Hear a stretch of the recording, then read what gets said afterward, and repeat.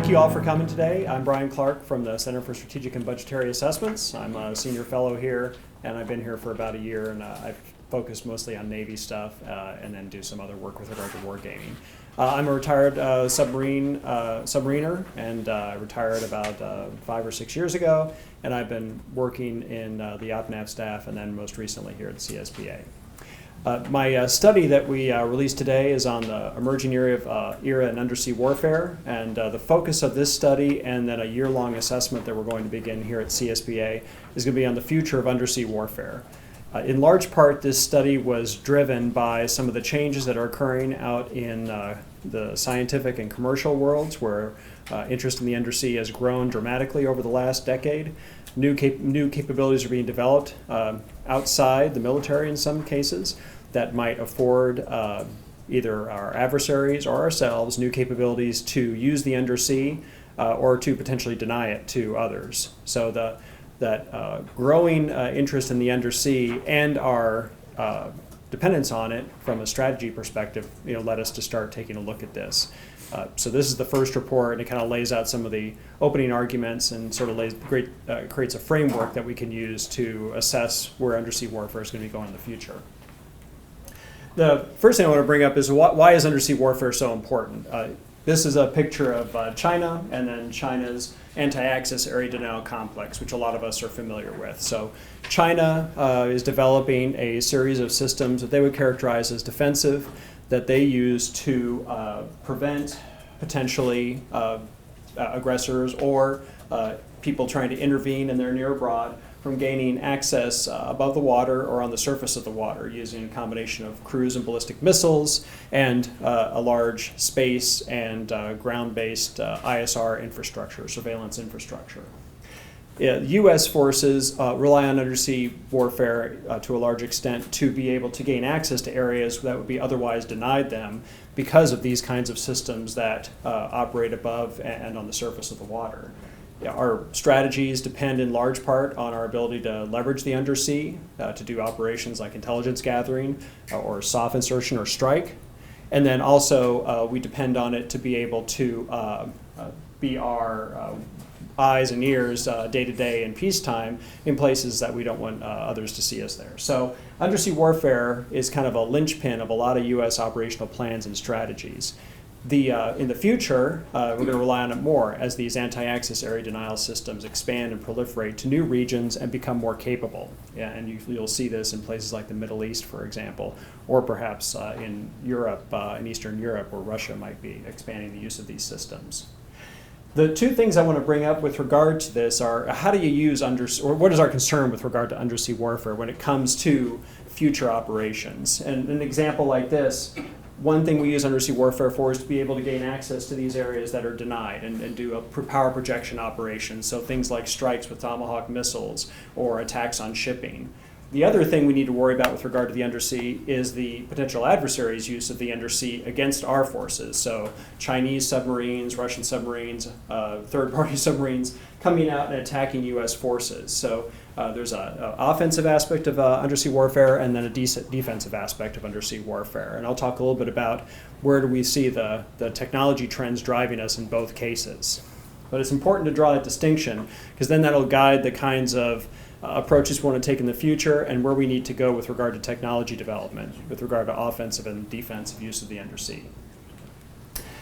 So the first thing to think about is the fact that we've depended on the undersea. Our undersea force is dominant. Our submarines are the quietest in the world. And we've had sort of unfettered access to the sea with our undersea forces for several decades now.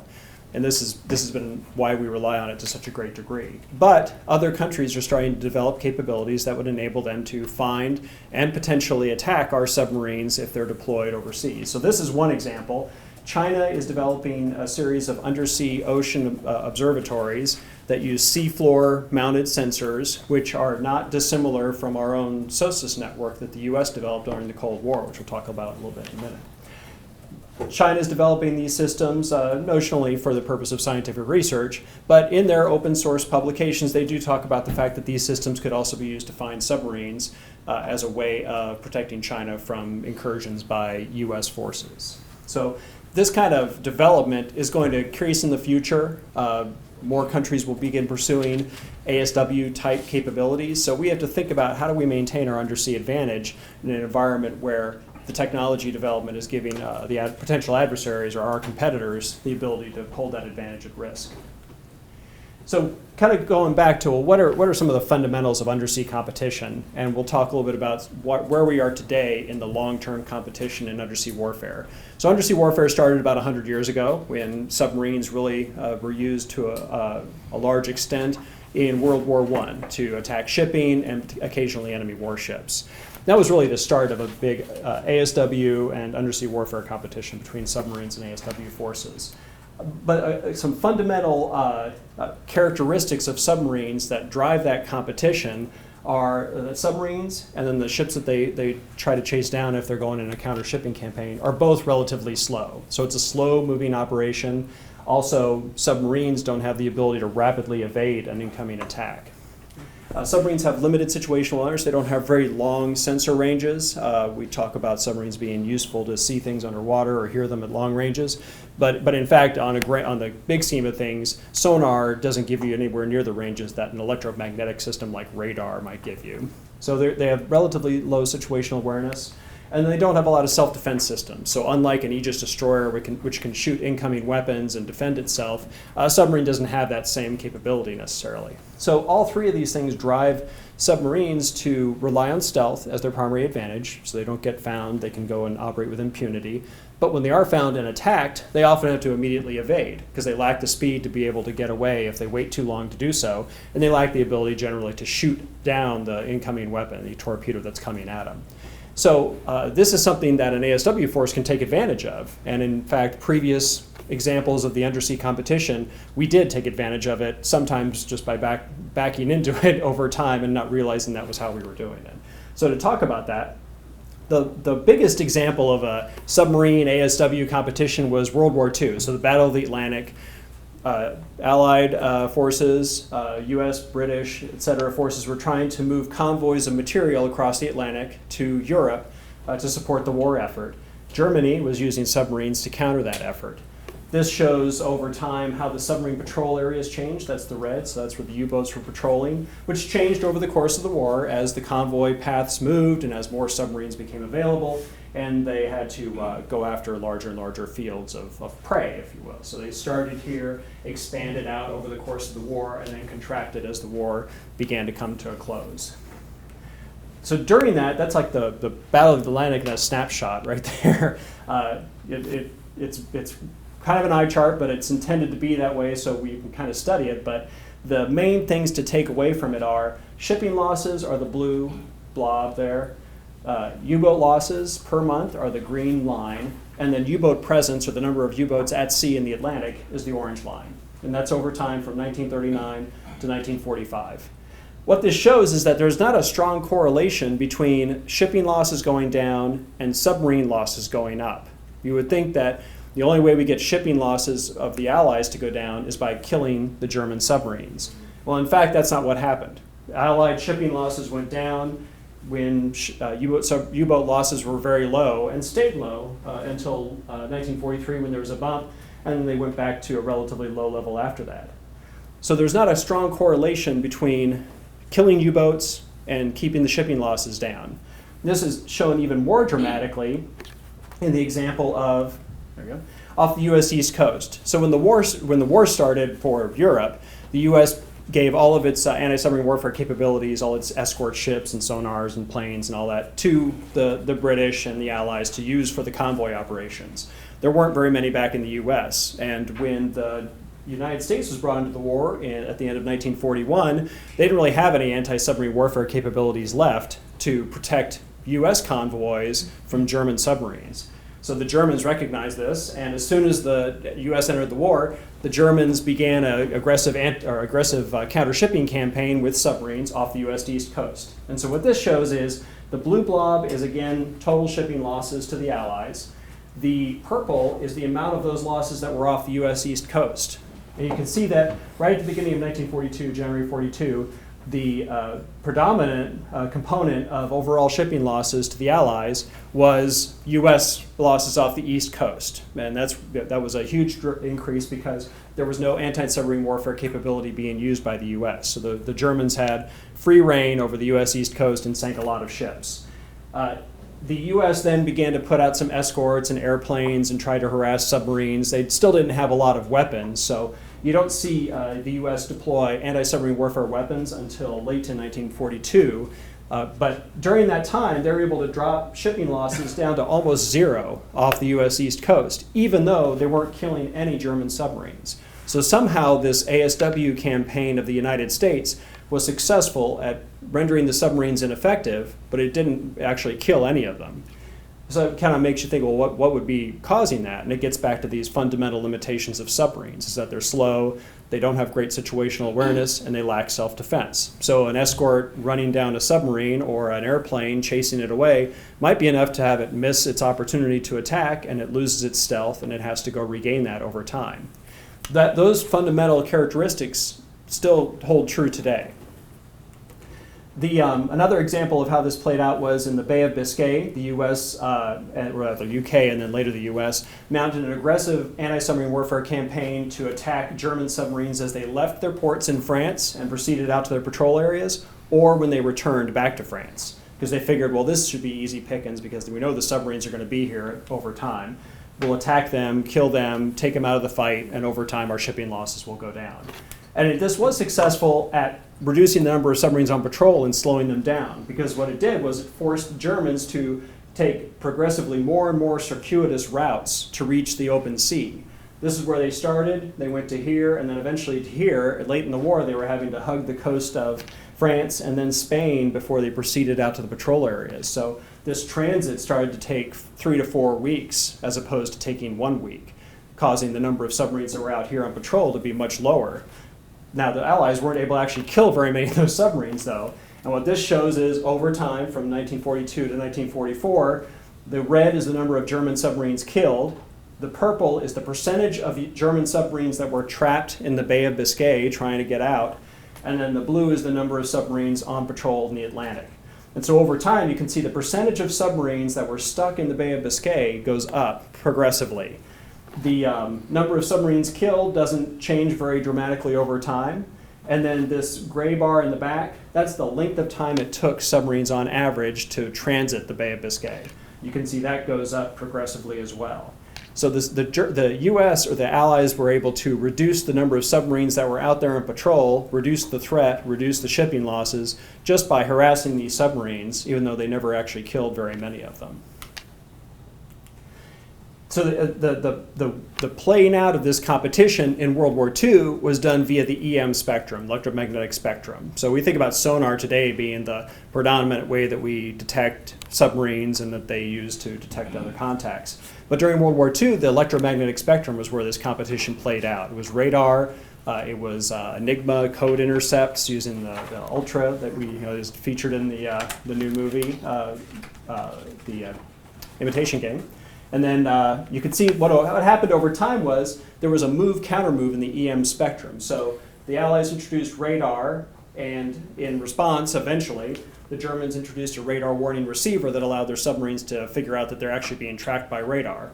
And then the Allies responded with a new radar that couldn't be detected by that receiver over here. And then the Germans responded with a radar receiver for that band. And then the same thing played out again in the next band. The convoy orders were decrypted and then eventually stayed decrypted the whole time. Enigma code was broken, and then the Enigma code was rebuilt by the Germans and upgraded. But what happens over time is, over the course of the war, the speed with which this move-counter-move takes place goes faster and faster and faster until you get to the point where if you're doing anti-submarine warfare, you're not really able to get an advantage for very long over the guy that you're trying to hunt down. This happened at the end of the war. And what that meant, though, was that Allied forces were saved by the bell, if you will, so that when the war ended and the Germans reached the point where they were developing the snorkel, they were developing good radar warning receivers, and they developed burst communications, those three things would let them stay underwater continuously.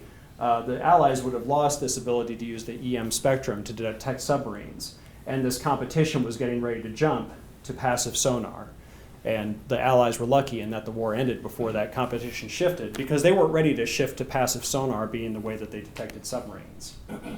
That happened during the Cold War. We're all familiar with that. So as an example, during the Arab-Israeli War, there was a large number of US and Soviet submarines operating, or NATO and Soviet submarines operating in the Mediterranean. And so that operation, the detections in that operation are in this graph. So nuclear submarines, now that they came on the scene, they are noisy. They generate continuous noise from their propulsion machinery. They could be detected by passive sonar, and the US developed passive sonar eventually to be able to detect them. And detections in 1967 during the war were predominantly with passive sonar against nuclear submarines. Against diesel submarines, the electromagnetic spectrum remained the main predominant way to detect submarines. So now you've got this transition between electromagnetic spectrum for diesel submarines and passive sonar for nuclear submarines. And this is in the early 60s when the Russians had both kinds of submarines. You saw this transition. The US took advantage of the fact that passive sonar was now possible to use to detect nuclear submarines, and built the SOSUS network, which we're familiar with. And over time, as the Russians or Soviets deployed more and more nuclear submarines that had relatively noisy signatures, the coverage that SOSUS provided expanded out from the coastal areas to farther out into the Atlantic over the period from 1970 to 1978, and then expanded a little bit more. But then around the late 1970s, the Soviets realized that their submarines were loud and that they were being detected via a passive sonar signature, via the John Walker spy ring, and they were able to obtain some industrial equipment from places like Toshiba that allowed them to then begin a submarine silencing program to address the fact that SOSUS was able to detect them at extremely long ranges. Just to clarify that, are you saying that the SOSUS wasn't actually upgraded? It was the fact that the Soviets were switching to more nuclear submarines that actually extended the effective range? It's two things, right? So SOSUS was expanding with more sensors. Okay. And then the Soviets were also deploying more nuclear submarines, which afforded more opportunities to detect their undersea force. So what you see as we go later into the Cold War is around the 70s is when this transition began to occur of quieter submarines coming out from the Soviets as a result of a sound silencing program. And SOSUS array coverage began then to shrink. So we saw the expanding from 1958 to 1970 and then start to shrink again in 1978. The coverage has gone down dramatically from where it was in 1970. And that's a result of quieter nuclear submarines being deployed by the Soviets in that time frame. So what this showed was that the con-op that the US had begun to pursue when they had a lot of noisy nuclear submarines out there was that they were going to track every deploying Russian or Soviet nuclear submarine over the course of its deployment, and then if a war broke out or if hostilities began to emerge, they'd be able to hold them at risk. So start hitting them with active sonar to remind them of the fact that they've been tracked, or actually attack them if a war were to break out. That was the con-op that had existed up to this point. Well, with the advent of quieter nuclear submarines, U.S. forces wouldn't be able to pursue that con-op anymore because you'd start losing track on quiet submarines. You wouldn't be able to attack them at the initiation of hostilities. You need a new approach. And so what the U.S. did was kind of take some of the lessons from World War II and say, well, if I can't track all these nuclear submarines, I'm going to prevent them from going out to sea. And so I'm going to hold at risk Russian SSBNs up in the bastions. So we used U.S. nuclear attack submarines to go up to the bastions, hold at risk the Russian SSBN fleet, and force the Russians to start to bring their best attack submarines back into the bastions to defend their SSBN fleet. That transition was a way of reducing the number of good nuclear submarines that the Soviets had on patrol, and thereby reduced the risk to U.S. forces that were deployed. So it's an indirect approach, similar to what we ended up going into in World War II, even though in World War II we sort of backed into it and didn't do it deliberately. You can see, so if you look at a chart that shows this is a relative scale of U.S. ASW performance over time. So we started out in 1942, where we had this disastrous campaign of lack of ASW off the U.S. East Coast, and the Germans were able to make hay of that, to the end of the war, where we had a very effective EM-based, electromagnetic spectrum-based ASW system.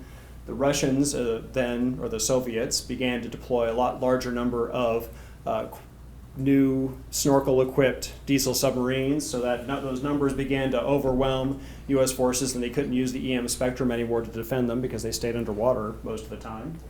We had to come up with a new way to detect submarines. Well, as the Soviets began to deploy more nuclear submarines, they were noisy, they could be detected by passive sonar, and U.S. ASW performance improved as the Russians and Soviets began to shift to a more of a focus on nuclear submarines as their frontline force.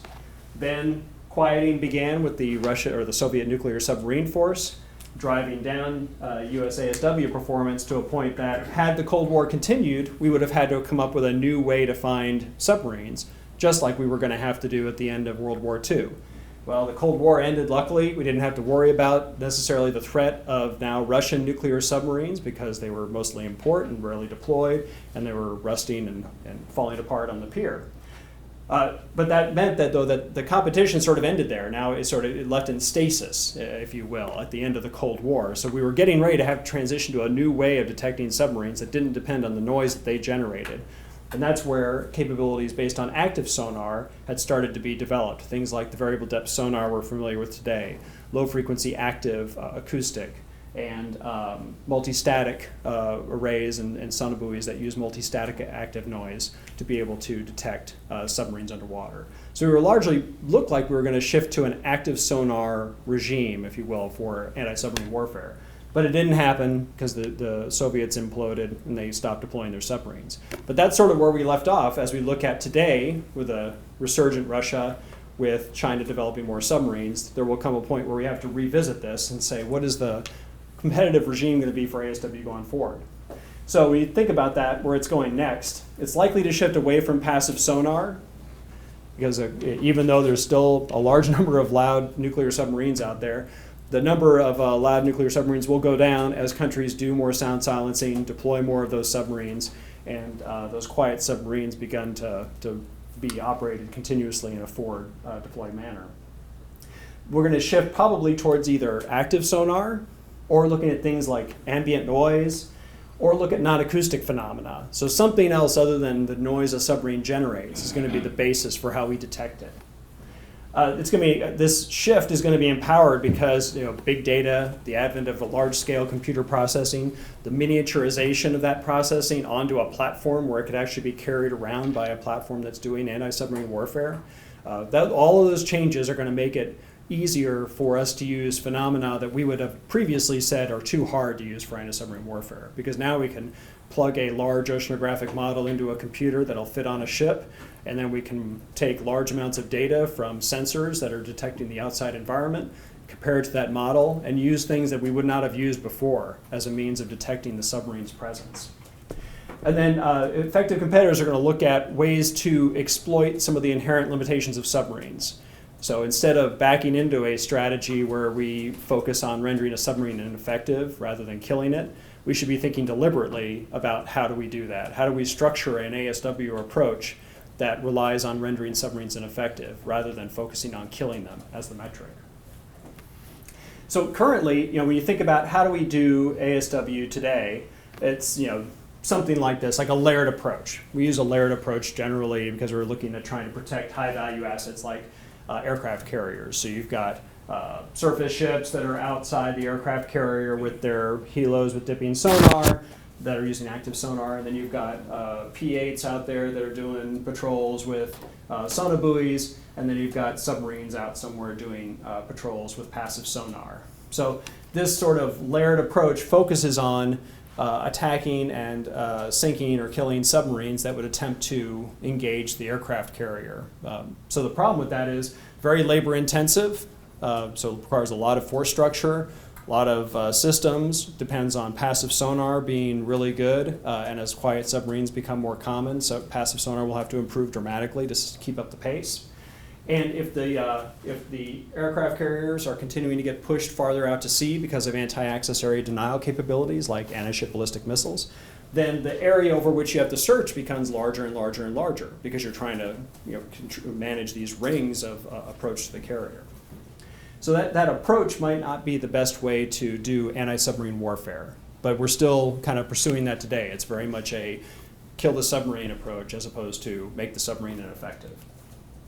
So some of the ways that passive sonar is improving are looking at ways that you can use passive sonar or paths that you can use that reduce the amount of background noise that you bring in when you're listening to the water. Because one problem with passive sonar is a really quiet contact will disappear in the background noise. So things that look up or things that look inside of a deep sound channel are ways of reducing the amount of surface noise from surface ships, wave action, all that stuff that would be otherwise background noise that you would have to sort out your signal from. So those are ways of reducing the amount of noise that interferes with the signal we would otherwise get from a submarine.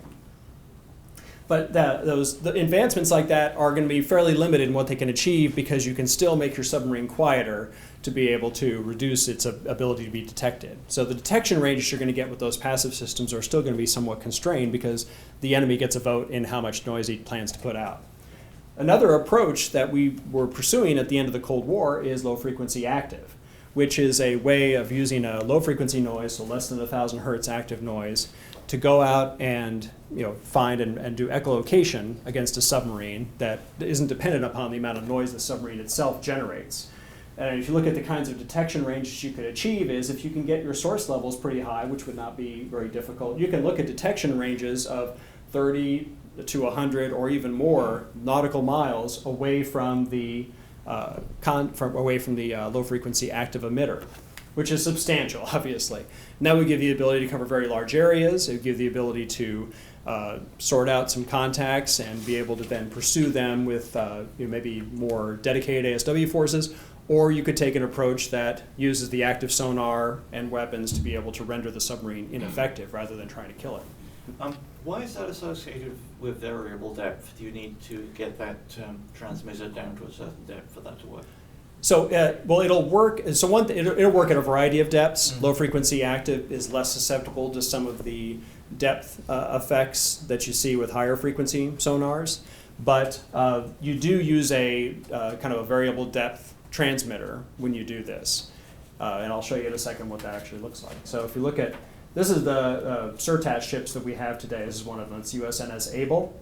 And it does this kind of operation where you use low frequency active to go out and look for stuff in the water. How it works is, there's the ship. It has a transducer that drops down more or less vertically from the ship. It emits low frequency noise, and as Bill was saying, it's in a depth range where you're going to get the longest possible range effect as it goes in that deep sound channel, or a shallow sound channel along the under the water, and minimize the amount of impact it has on the surface. And then you receive it with a towed array that's trailed behind the ship, and the towed array is somewhat in the water, so you control to some degree the depth at which it operates, so you can maximize the ability of the signal to transit a long range.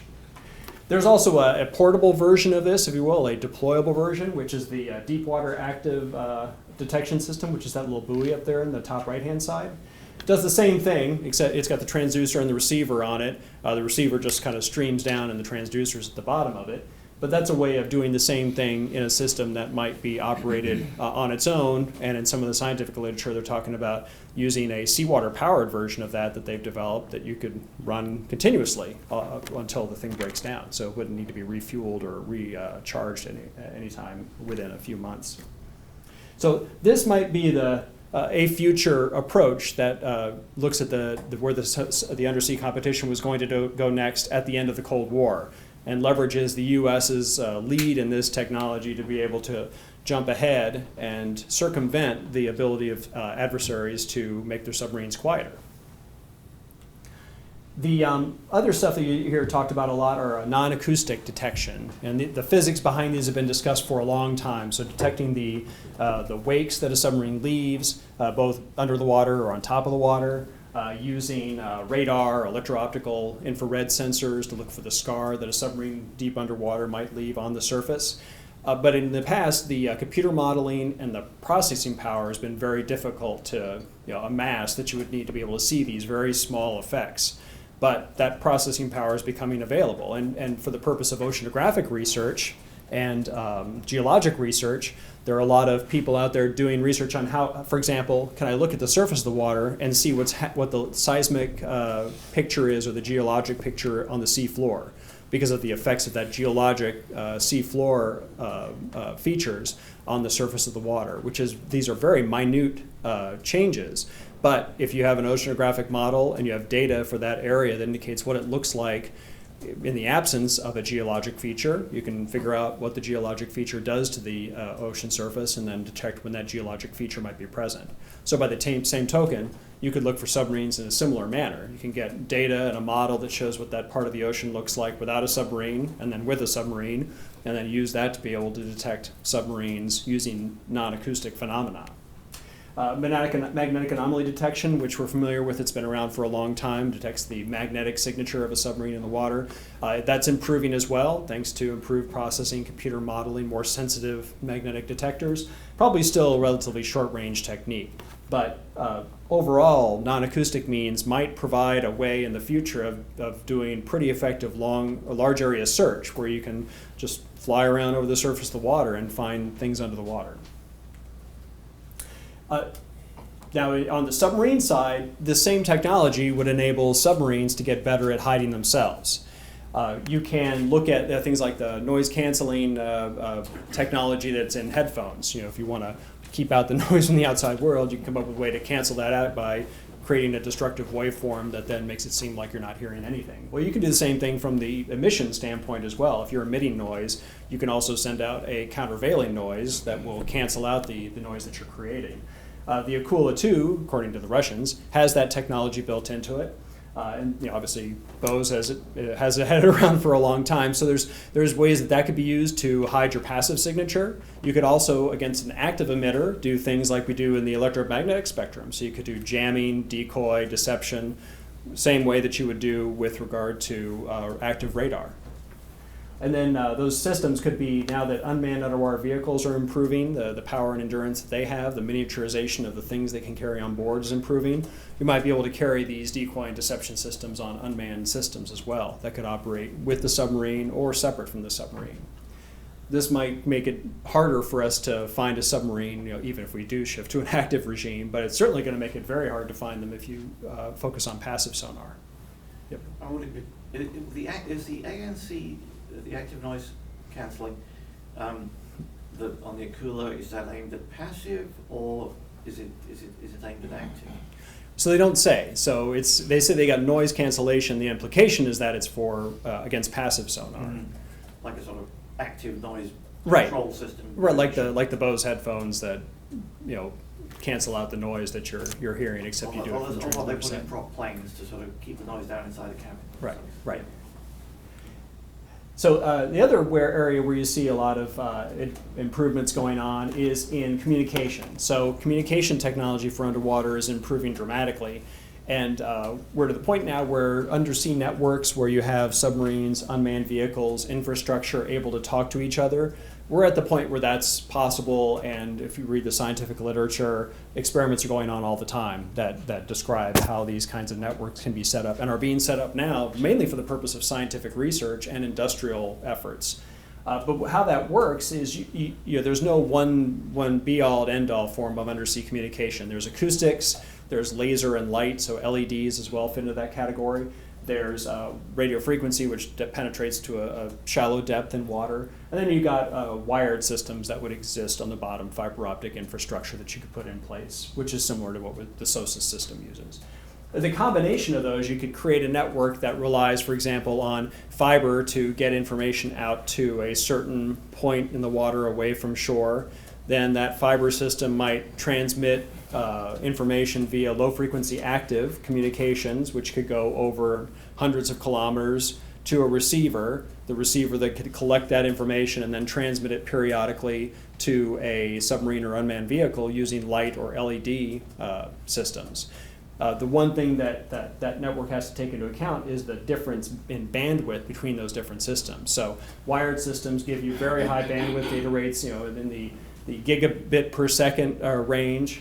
whereas some of these acoustic systems at extremely, very low frequencies are going to give you very low data rates. So you have to account for the fact that a low frequency active system that goes over a very long distance will have a very low bandwidth. And so you have to collect information from it for a long time to assemble, then to transmit to somebody over a much higher bandwidth transmission like light or LEDs or lasers. But you could set up a network that does that, and that enables shore commands to be able to communicate back and forth with their deployed undersea forces in an area that would otherwise be denied them because the EM spectrum is denied or the surface and the air are denied by adversary anti-access systems. The other thing we see happening is unmanned vehicles are dramatically improving. A lot of this is being driven by advancements in commercial industry.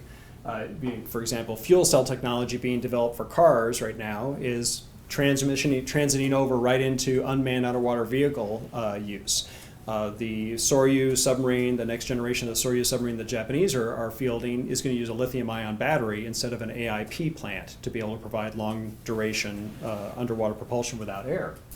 What we see here is that there's a picture. This is the Echo Ranger, the large UUV over there on the right-hand side, which is about the size of maybe a 20-foot shipping container. And then over here you've got smaller UUVs or smaller unmanned vehicles. The experimental fuel cell unmanned aerial vehicle that was launched by a submarine, that could be launched just as effectively by an unmanned underwater vehicle.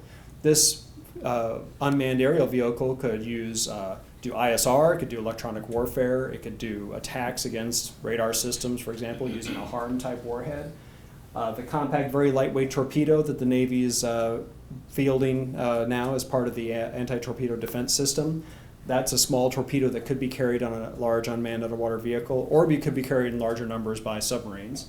And then that's a surveillance UUV, like the REMIS, that they're using for mine countermeasures. But the improvements in unmanned underwater vehicles are going to make it possible for unmanned underwater vehicles to take on some of the missions that we use submarines for today, deep inside enemy-denied areas. Because as they develop their own anti-submarine warfare sensor networks, it's going to be more difficult to rely on submarines as our frontline tactical platform. So what it's going to cause is submarines to shift from being sort of the fighter aircraft of the undersea force to instead be more like the aircraft carrier of the submarine undersea force, where it's doing command and control and hosting of unmanned underwater vehicles, and it's doing the mothership functions, if you will, rather than being the frontline tactical platform. The big thing that it ties all this together, which I implied earlier, was this undersea infrastructure. So we talk about undersea infrastructure today mostly from the perspective of civilian undersea infrastructure that's a potential challenge to defend, or a potential threat to U.S. undersea forces because they might detect or interfere with undersea operations. But there's another part of infrastructure we need to discuss as well, which gets to undersea infrastructure that's designed to support military operations. When you think about operating far forward in the undersea, we talked about the fact that communications are going to require multiple systems. That requires something of a network underwater to be able to pass information back and forth with undersea forces. What we also need is a way to keep our unmanned underwater vehicles powered while they're operating for long durations in a forward area. Well, unmanned underwater vehicle technology is probably not going to progress to the point where we can operate large unmanned underwater vehicles indefinitely in a forward area, because short of nuclear power, you're not going to be able to do that. The idea, though, would be if I can get large unmanned underwater vehicles to get to be about a month or 6 weeks, which is what they are believing they can get to within the next year or two, then you can think about using a infrastructure system to recharge and then pull information down from that large unmanned underwater vehicle and then pass information back to it. So you can keep it in operation for a longer period in a forward area where it wouldn't be able to come up and expose itself to the outside world. And so this is one a picture of how that might look, but there's lots of pictures of how it might look. But in general, what we're looking at is submarines would still be out there. Submarines, though, would not be the central or the only component of the undersea battle network, if you will. There would be a lot more dependence on unmanned underwater vehicles, which would depend on the undersea infrastructure to be informed of what they need to do, to be able to pass their information back to, and to be recharged periodically. And then those unmanned underwater vehicles would do the majority of our tactical operations close within the enemy's shore, in the area where the enemy is likely to have his own anti-submarine warfare capabilities, sensors, along with weapons and platforms that can go out and pursue submarine contacts.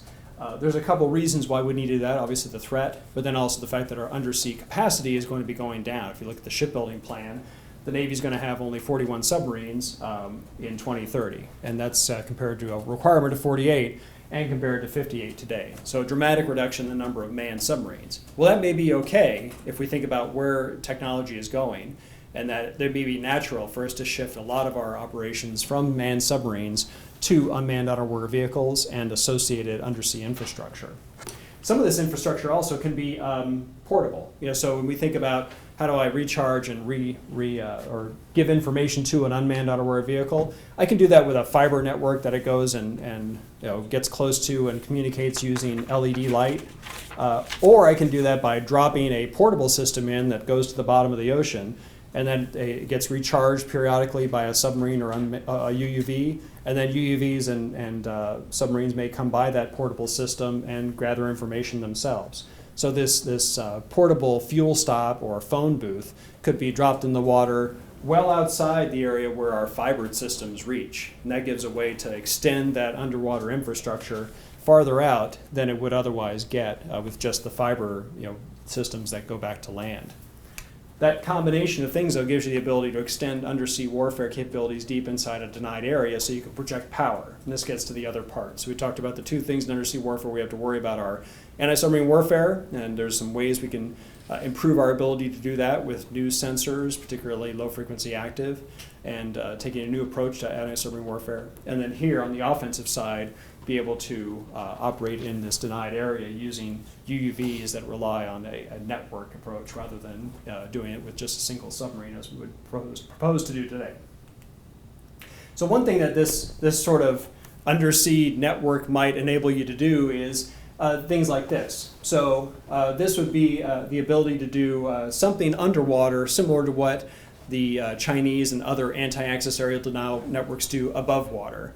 So today, the anti-access aerial denial networks that China uses rely on electromagnetic spectrum sensors to detect a contact, and then missiles like anti-ship or surface-to-air or anti-ship ballistic missiles come off from the mainland and then would attack that contact that's been detected. This allows the attacker to take advantage of the fact that it's ashore, it's harder to counterattack, and potentially protected by multiple defensive systems of its own. But you could take that same approach undersea, and using undersea sensors like passive sensors using this lookup technology we talked about, or low frequency active, you could gain detection ranges that would allow you to hold at risk submarines that are operating in the littoral area off your coast, and you could attack them with long-range submarine missiles. So today we have the ASROC in the US Navy, which has a range of about 12 nautical miles. So it's not a very effective weapon against a submarine that has an anti-ship cruise missile that goes generally 100 to 150 miles or more. So you're always within his weapons envelope if you're attacking with an anti-ship rocket or ASROC. Well, what this does is you could take an anti-ship cruise missile and put a torpedo on the end of it, like that compact, very lightweight torpedo, and drop it onto a submarine, even if that submarine is 100 or 200 miles away. Now, that torpedo maybe doesn't have a high probability of kill because you're shooting a long ways away. This block may be fairly large relative to the size of the submarine, but if you're the submarine, you don't have the luxury of waiting to see if that torpedo is going to hit you or not. Once it hits the water and it's relatively close to you and it goes active and begins looking for you, you have to evade. So this submarine has now been rendered ineffective. He's been taken out of the fight. Either he's going to go fast to get away and you can detect him then and maybe put some ASW forces on him if you want to really kill him, or he's taken out of the fight for days or longer while he regains his stealth and then returns to conduct whatever operation he intended to do originally. So given all that, to summarize kind of what the report talks about is going forward, we have to think about a new strategy for undersea warfare. Right now, we tend to rely on submarines doing tactical operations on their own in an environment where they can operate largely with impunity. Well, all those things are going to change in the future. The threat is going to improve. Opportunities to offload missions onto other vehicles are going to improve, and we can take advantage of that if we want to be, by being the first mover into this new technology of undersea networks, unmanned vehicles, communication technologies. So that new approach needs to think about a new basis for the competition, like we talked about, moving away from passive sonar towards maybe active or non-acoustic or some other means of detecting submarines. Trying to come up with these undersea battle networks, which there's a lot of technology development going on right now that is driving this direction, but pursuing this aggressively as an intentional way of maintaining our undersea advantage. And then considering the disruptive technological shifts that might happen. In the past, we've been surprised when something like passive sonar became the de rigueur method of finding submarines. We were lucky in that somebody had been developing that in the Navy. We may not be so lucky next time if we don't pursue some of those technologies now. Then operationally, we need to think about a different approach for ASW, not killing submarines, but maybe just rendering them ineffective, as we had done in previous competitions in World War I, World War II, and the Cold War. Looking at this new way of doing offensive undersea operations, which takes advantage of unmanned vehicles and infrastructure and the ability to create undersea battle networks with a family of systems. And then this idea that civilian and military infrastructure will both, the civilian infrastructure is going to expand regardless of what the military does. And that creates both a potential encroachment risk, if you will, and creates potential things that could be attacked in the event of a conflict, on both sides of a conflict. And then also military infrastructure is going to have to increase if we want to be able to leverage the undersea in a future environment where submarines won't be able to do it all.